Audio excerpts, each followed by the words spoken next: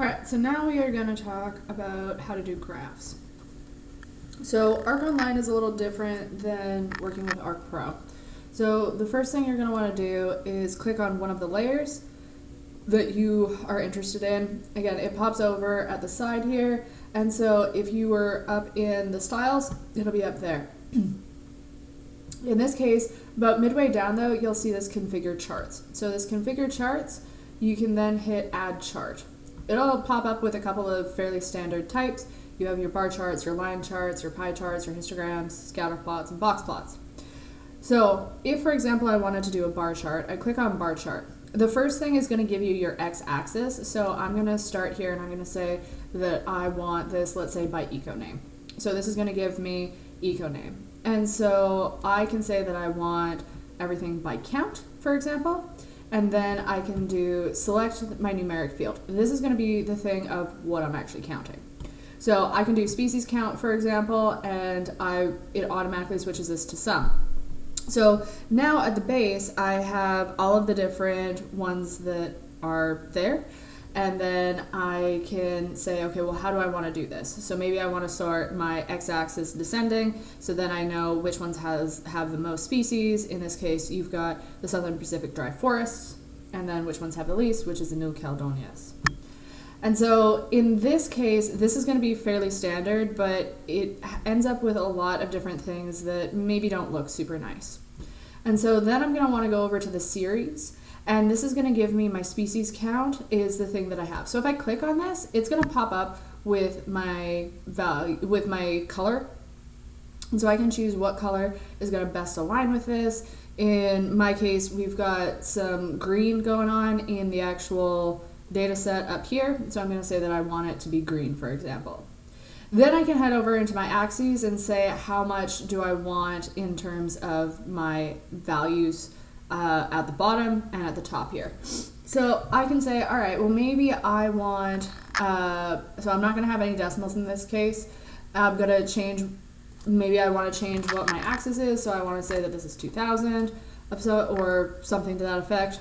I can keep it, it will automatically do it to what its normal top value is, right? So this is 1590, that was what it was. And then at the bottom, this is how many characters you actually want to see here. Now these have giant names attached to them, so that's something that you're going to want to watch, but I mean it is something that you can also do.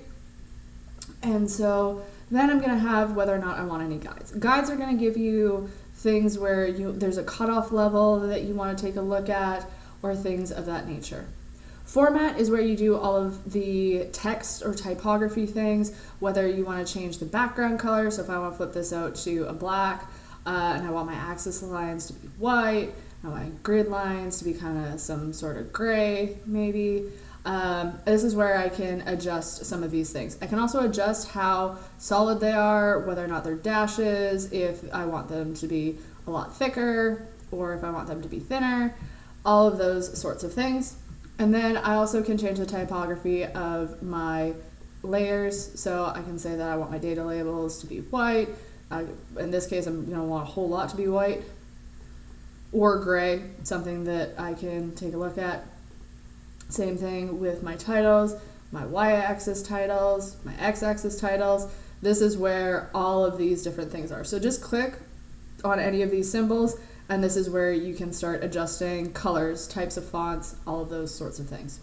So for the description text, for example, which I don't actually have any, I have about 2, 4, 6, 8, 10, 12, 14. I have 14 different options that I can choose from. So I can say, okay, well, I want this to be Times New Roman, I want this to be 16 in bold, and then that's just for the legend, which I don't actually have. I meant the chart title. So Times New Roman, some, bold, there we go.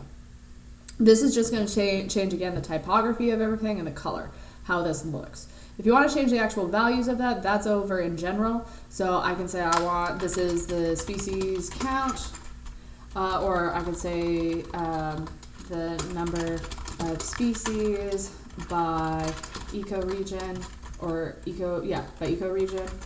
I can say that this then is the ecoregion. I could say that this is the species count. And then if I have any sort of description, here's a description.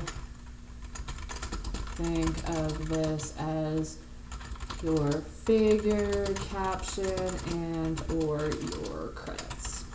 So for example, I could say that this data is from the GBIF, yada, yada, yada, or any other thing that would be relevant in this particular case. I can change whether or not that's at the bottom, at the top, the left, right, for the legend. So that's gonna move that all the way around. In this case, we don't have a legend because we only have one color. And that's how that functions. Now, this is going to be true of pretty much any of these charts that you have.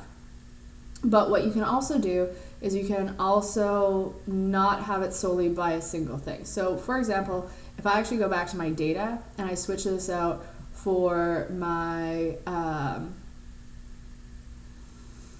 realm, for example. So this is going to drop this down into the different realms that I have. So you've got the Neotropic, Indo-Malayan, Australasian, Nearctic, Afrotropic, and Oceania. What I can then do is I can then also split it by something like NNH. So the NNH is whether or not the nature is imperiled. You would have seen this on your midterm. So for example, I've got half protected, nature could reach, half protected, nature could recover, nature imperiled. Now, these are going to vary, and there's only going to be one value per ecoregion, so this will not work by ecoregion. But what you can see is now I have how many species are there that are by each of these different types of zones, right? So I have a lot of species in these nature imperiled zones. I seem to have less in this nature could reach half, but this is kind of the general gist of what I have in this particular case. I don't have to keep it like this. I can stack it. And so with this stack, this is going to, instead of having the bars side by side, these are going to add these up. So this will still end up as if it would be the full count of all of the species by all of these different realms.